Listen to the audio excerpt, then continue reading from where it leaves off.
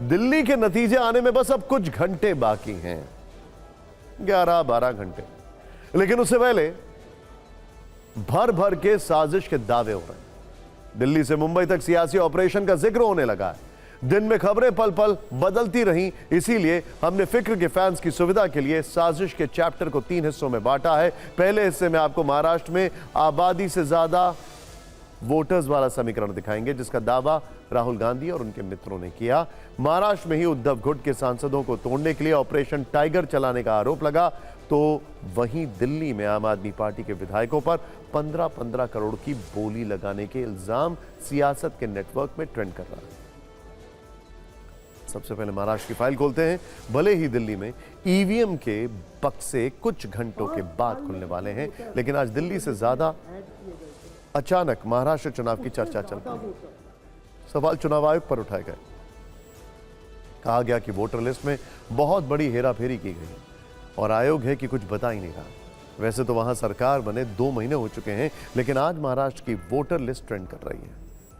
चुनाव आयोग के मौन व्रत पर सवाल उठाते हुए वोटर लिस्ट में फर्जीवाड़े वाली पिक्चर राहुल गांधी ने दिल्ली में रिलीज की। उनके साथ एक तरफ उद्धव गुट के तेज तर्रार सांसद संजय राउत, तो दूसरी तरफ शरद पवार की पुत्री सुप्रिया सुले बैठी थी। नेता प्रतिपक्ष राहुल गांधी का पहला सवाल था, सरकार के मुताबिक महाराष्ट्र की वयस्क आबादी 9.54 करोड़ है, लेकिन चुनाव आयोग के मुताबिक वोटर्स 9.7 करोड़ है। ये कैसे हो सकता है? यानी राहुल गांधी कह रहे हैं कि महाराष्ट्र में आबादी से ज्यादा वोटर दर्ज है। वयस्क आबादी मतलब जिन्हें वोट देने का अधिकार है। उनका दूसरा सवाल था कि 2019 से 2024 तक यानी 5 साल में 32 लाख वोटर राज्य में जोड़े गए, लेकिन पिछले 5 महीने में यानी लोकसभा चुनाव और विधानसभा चुनाव के बीच 39 लाख मतदाता जोड़े गए। ये कैसे हो सकता है? आखिर जोड़े गए ये मतदाता हैं कौन और कहां से आए? आगे उन्होंने कहा कि हम चुनाव आयोग से सिर्फ 2024 लोकसभा चुनाव की वोटर लिस्ट और 2024 विधानसभा चुनाव की वोटर लिस्ट मांग रहे हैं, लेकिन वो नहीं दी जा रही है। राहुल गांधी ने आते ही साफ कर दिया था कि ये प्रेस कॉन्फ्रेंस महाराष्ट्र पर होने वाली है। उनका कहना है कि वोटर लिस्ट और वोटिंग पैटर्न की विस्तार से छानबीन करने के बाद ये तथ्य सामने आए। उन्होंने एक विधानसभा क्षेत्र कामठी का भी जिक्र किया, जहां विधानसभा चुनाव से पहले 35,000 नए वोटर शामिल किए गए और सारे वोट बीजेपी के खाते में गए। साथ बैठे संजय राउत ने मांग की कि अगर चुनाव आयोग का जमीर मरा नहीं है तो वो राहुल गांधी के प्रश्नों का उत्तर दें। विपक्ष के सवाल भी गंभीर हैं और इल्जाम भी। ऐसे में चुनाव आयोग ने पोस्ट लिखकर फौरन अपना जवाब जारी किया। आयोग ने कहा कि इन आरोपों पर पूरे तथ्यों के साथ और प्रक्रिया का पालन करते हुए लिखित जवाब दिया जाएगा। खैर, चुनाव आयोग का लिखित जवाब तो जब आएगा तब आएगा, लेकिन दिल्ली के नतीजे से पहले महाराष्ट्र को लेकर फूटे सियासी बम ने बयानों का विस्फोट जरूर कर दिया है। यहां तक कि सीएम देवेंद्र फडणवीस तक इस लड़ाई में कूद पड़े।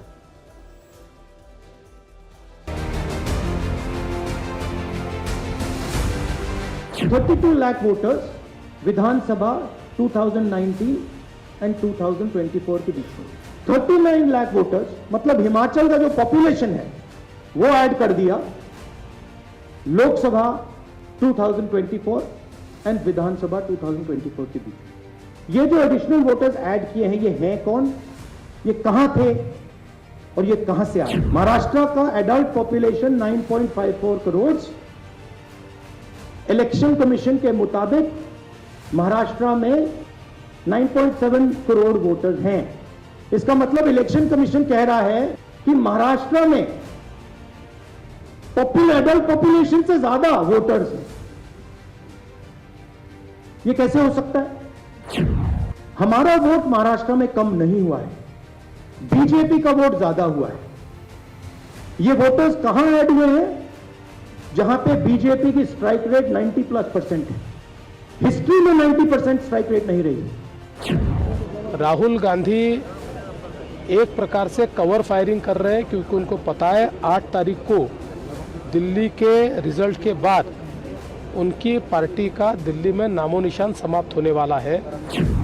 अगर इस देश का चुनाव आयोग जिंदा है, उनका जमीर मरा नहीं है, तो जो प्रश्न राहुल जी ने चुनाव आयोग को पूछे हैं, उनका जवाब चुनाव आयोग ने देना चाहिए। अब ये 39 लाख वोट बिहार में जाएंगे।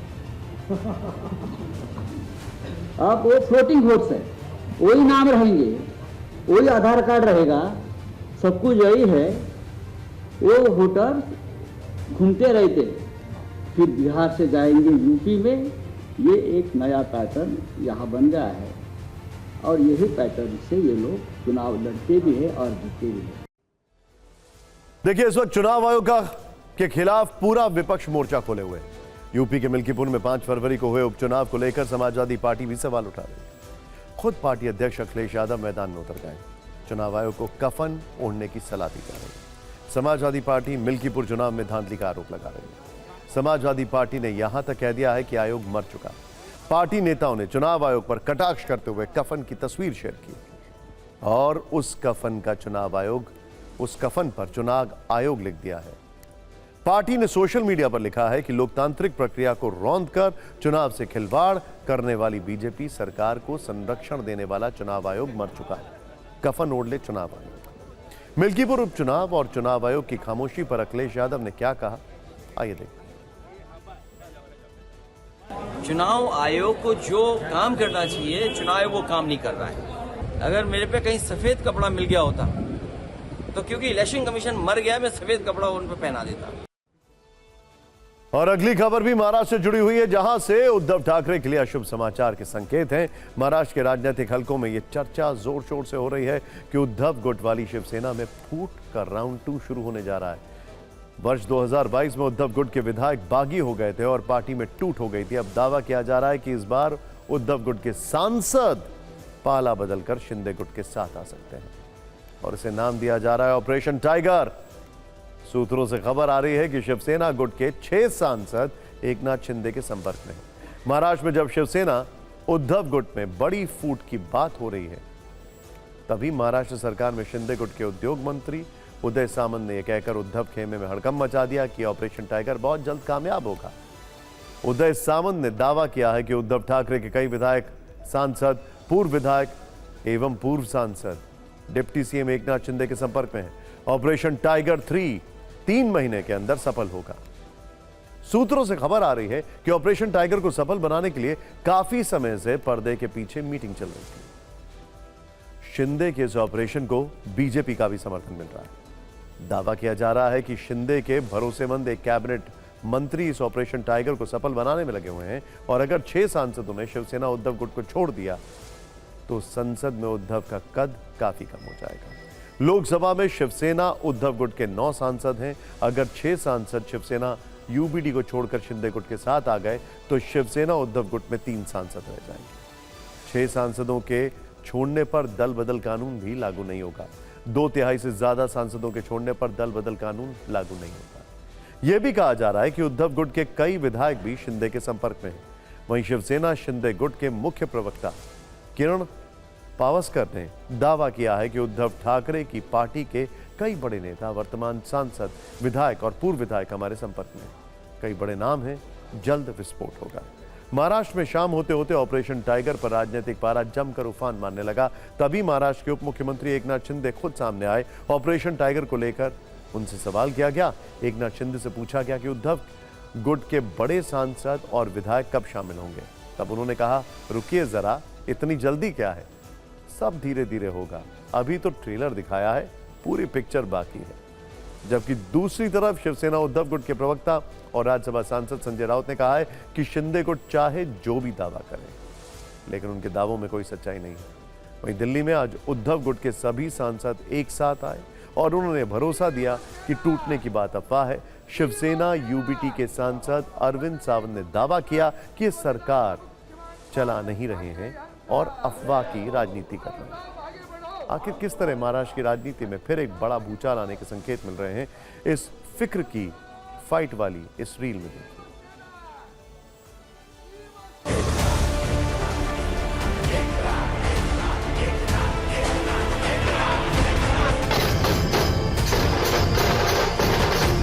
शिवसेना प्रमुख श्रीमान बाळासाहेब ठाकरे यांचा उद्धव साहब आगे बढ़ो, हम तुम्हारे साथ हैं। किसी को कुछ तोड़ने की जरूरत नहीं है, अपने आदमी को ये संभाल नहीं सकते। उनके नेता के ऊपर अगर भरोसा ही नहीं है नेता उनके लिए जो करना चाहिए वो कार्यकर्ता के लिए अगर कुछ नहीं कर रहा है, वही पदाधिकारी दूसरी जगह पे आ रहा है. ही बदमाशी झालेली आहे. महाराष्ट्रात जे काय डोमेस्टिक व्हायलन्स एका मंत्र्याचं प्रकरण चालू आहे, ती बातमी दाबण्यासाठी ही बातमी सोडलेली आहे. हे काय ऑपरेशन टायगर बिगर कसलं आहे, ऑपरेशन बकरी आहे. शिवसेना टाइगर की वाघ की पार्टी है. असली वाघ और नकली वाघ ये आपको मालूम है, और ये टेलर है, पिक्चर अभी बाकी है. कई एमएलए, कई एमपीज माननीय एकनाथ शिंदे साहब के संपर्क में है. आज आप नागपुर में रहते हो इसलिए बार बार ऑपरेशन लोटस बोल रहे हो, लेकिन ऑपरेशन टाइगर है. एक पुड़ी छोड़ दी उन्होंने और बोल दिया शिवसेना के सांसद जा रहे. अभी आपके सामने है ना, ये आईना सामने खड़ा रहा आपके. अभी तो देखो अपने चेहरे. जानबूझकर कुछ नहीं, कोई किधर जाने वाला नहीं है. उद्धव साहेब ठाकरे यांचा.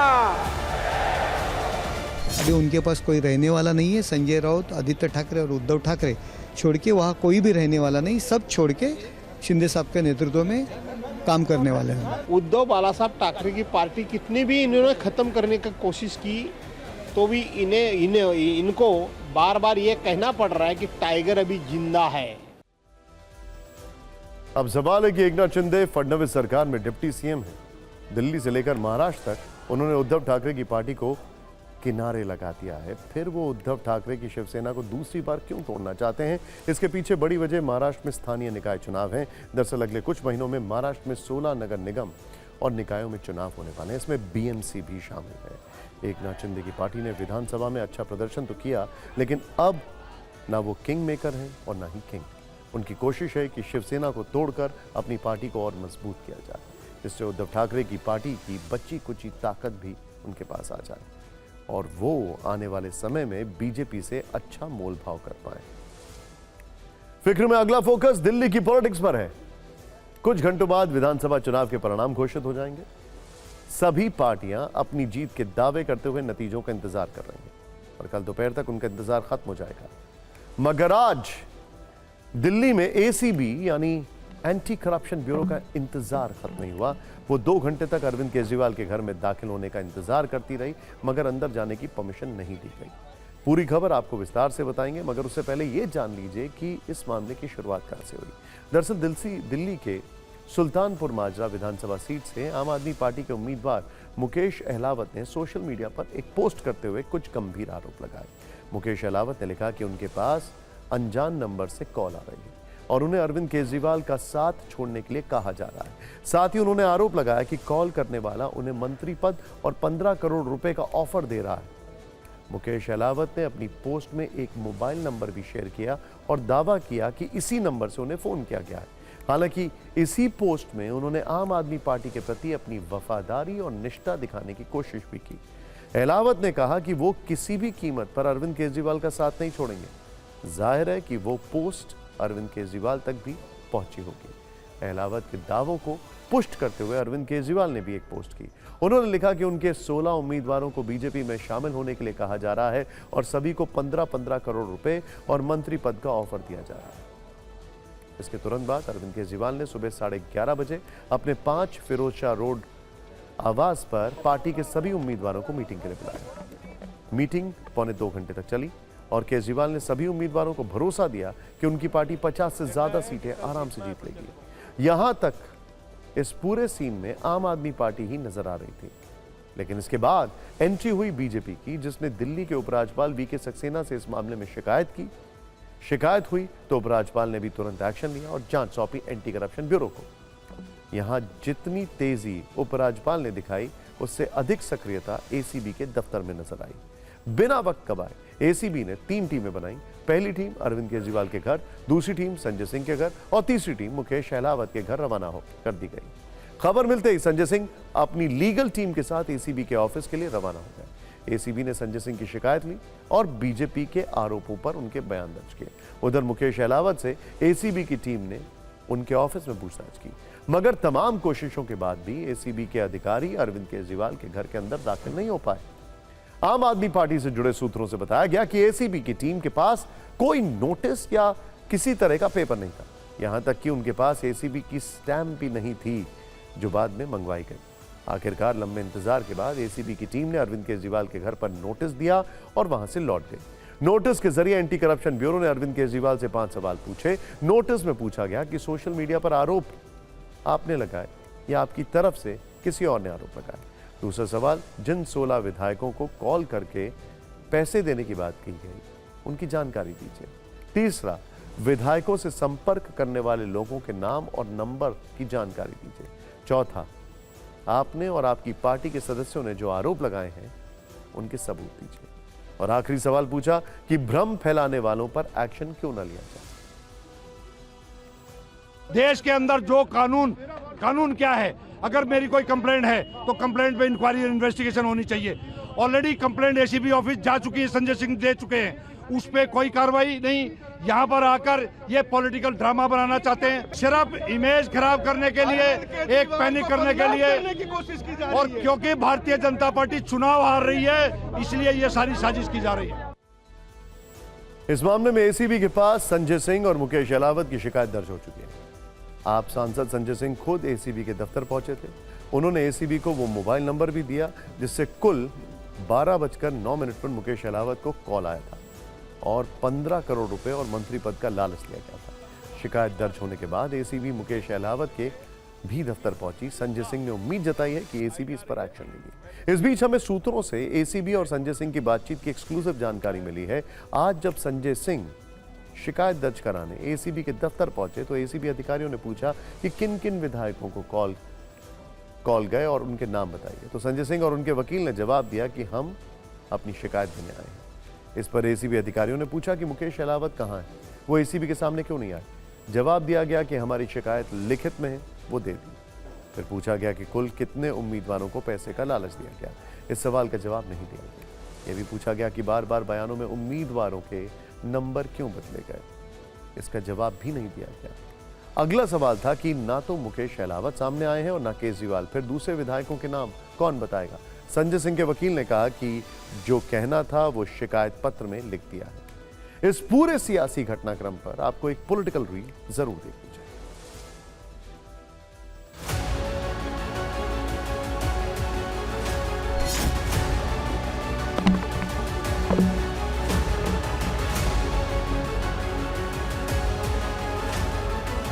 बजे के आसपास फोन आया था मेरे पास और वो बोल रहे थे मिलने के लिए कि आपसे मिलना चाहते हैं और परवेश वर्मा जी के ने आपसे को फ़ोन मिलवाया है और बोले आपके फ़ायदे के लिए है, आपको फ़ायदा ही होगा। तो मैं कहा फ़ायदा क्या होगा, चुनाव तो हो गया अब। तो इन्होंने बोला कि आप समझा करो, आप मंत्री हो और सरकार नहीं आई तो हम आपको मंत्री बना देंगे।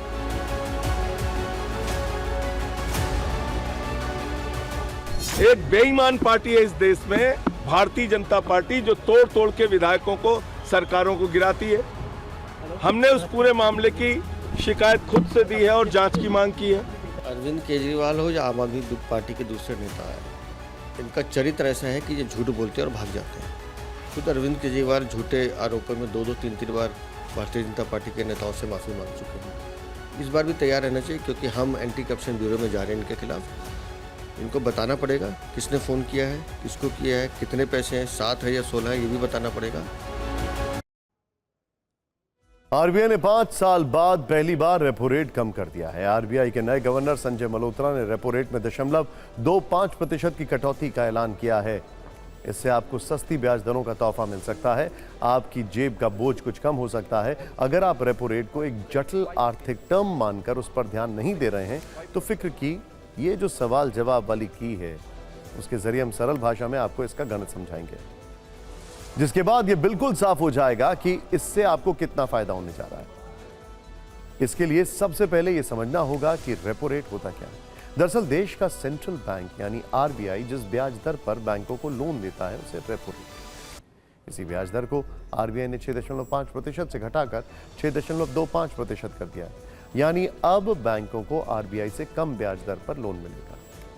ये भले ही आरबीआई और दूसरे बैंकों के बीच का मामला दिखे, लेकिन इसका असर आपकी जेब पर सीधे तौर पर पड़ता है। ऐसे में सवाल है कि रेपो रेट बदलने से आपके लिए क्या बदलेगा। इसका जवाब यह है कि अब बैंकों को कम ब्याज दर पर लोन मिलेगा तो बैंक भी आपको कम ब्याज दर पर लोन दे सकते हैं। ऐसे में आपने जो लोन लिया है उस पर ब्याज दर 0.25% घट जाएगी। इससे आपकी EMI कम होगी। हालांकि इसके लिए आपके पास दो विकल्प होते हैं। पहला विकल्प यह है कि आप अब तक हर महीने जो EMI दे रहे हैं उसकी रकम कम करवा सकते हैं। ब्याज दर घटने से जो फायदा होगा उसी हिसाब से आपकी EMI कम होगी। दूसरा विकल्प यह है कि EMI की राशि पहले जैसी ही रखें और लोन की अवधि कम कराएं। ऐसे में आपका लोन कुल अवधि से कुछ समय पहले ही खत्म हो जाएगा। इससे यह तो समझ में आ गया होगा आपको कि दोनों ही परिस्थितियों में आपका सीधा सीधा आर्थिक फायदा है। लेकिन कितना, यह कई बातों पर निर्भर करेगा। आपने कितना लोन लिया है, उसकी अवधि मतलब ड्यूरेशन कितनी है, और उसका रेट ऑफ इंटरेस्ट यानी ब्याज दर क्या है। इन सब के आधार पर यह तय होगा कि रेपो रेट घटने से आपकी कितनी बचत होगी।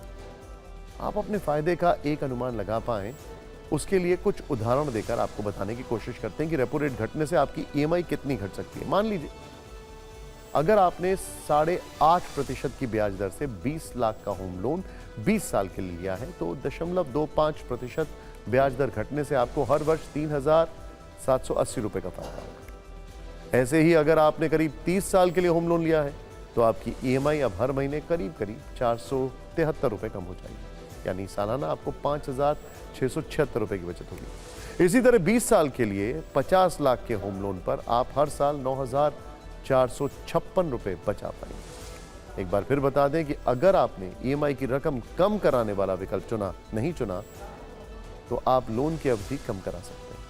ऐसे में अगर आपने होम लोन, व्हीकल लोन या किसी अन्य तरह का लोन लिया है तो आपके लिए यह मुस्कुराने का मौका है।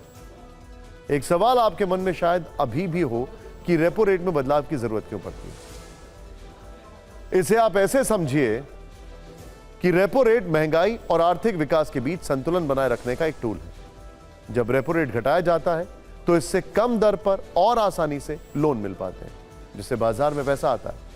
लोग रियल एस्टेट जैसे सेक्टर में निवेश करते हैं, इससे अर्थव्यवस्था को रफ्तार मिलने की उम्मीद रहती है। हालांकि रेपो रेट में कटौती आमतौर पर तभी की जाती है जब महंगाई दर नियंत्रण में हो। आज रेपो रेट में कटौती का ऐलान करते हुए भी RBI गवर्नर ने महंगाई का जिक्र किया।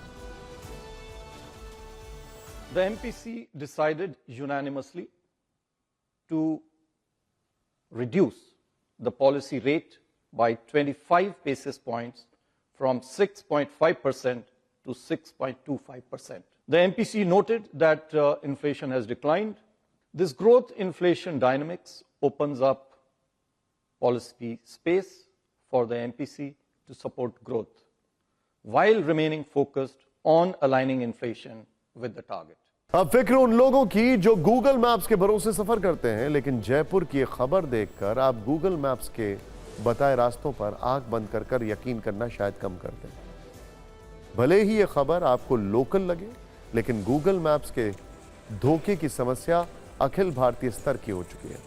जयपुर में गूगल मैप्स ने 18 पहिए वाले बड़े ट्रक को ऐसा फंसाया कि उसे निकालने में 8 घंटे लग गए। उस गली में ना तो आगे बढ़ने की गुंजाइश थी और ना ही पीछे लौटने की। रात के अंधेरे में ड्राइवर को यह समझ में नहीं आया कि एक ट्रक गली से सही सलामत गुजर भी पाएगा कि नहीं। ट्रक ड्राइवर ने जयपुर के दौसा जाते वक्त रास्ता ढूंढने के लिए गूगल मैप्स का सहारा लिया, लेकिन मैप की गलत दिशा के कारण वो हाईवे के बजाय एक व्यस्त बाजार की तंग गलियों में पहुंच गया। संकरी गली से गुजरते वक्त कई दुकानों को नुकसान पहुंचा। जब ड्राइवर को लगा कि अब निकलना मुश्किल है तो वो भाग गया, लेकिन बाजार में जाम लग गया। पुलिस को खबर दी गई, फिर सीमेंट से लदे इस 18 पहिए वाले ट्रक को निकालने के लिए 2 क्रेन मंगानी पड़ी। इस ट्रक को वहां से निकालने में 8 घंटे से ज्यादा का वक्त लग गया। तब जाकर आम लोगों को ट्रैफिक जाम से राहत मिली।